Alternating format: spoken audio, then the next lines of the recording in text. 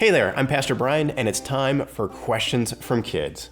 Elijah from Bardstown, Kentucky asks, If Jesus is our true king, does that mean we don't have to listen to earthly leaders?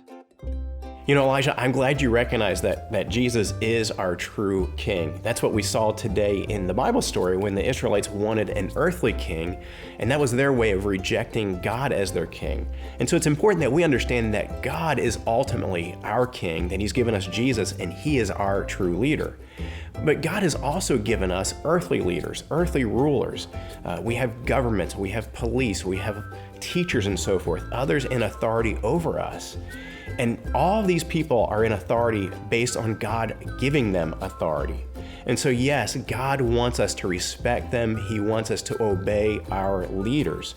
That's important because when we do that, we're showing that we obey and trust God who has given them to us.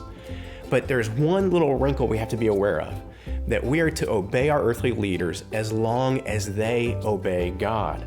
There may be times when an earthly leader would tell us to do something that is disobeying God. And again, for us, that is very, very rare, but it can happen. And in a time like that, what we need to do is we need to pray about this first and make sure we are understanding the situation right. But then we are to choose to obey God rather than an earthly leader if, again, listen to this, if and only if that earthly leader tells us to do something that is not in obedience to God. So obey our leaders unless they tell us to do something that is disobeying God. And again, that's going to be rare if you ever experience that. So here's a question back for you. How does God being in control of our leaders help you respect them and obey them more?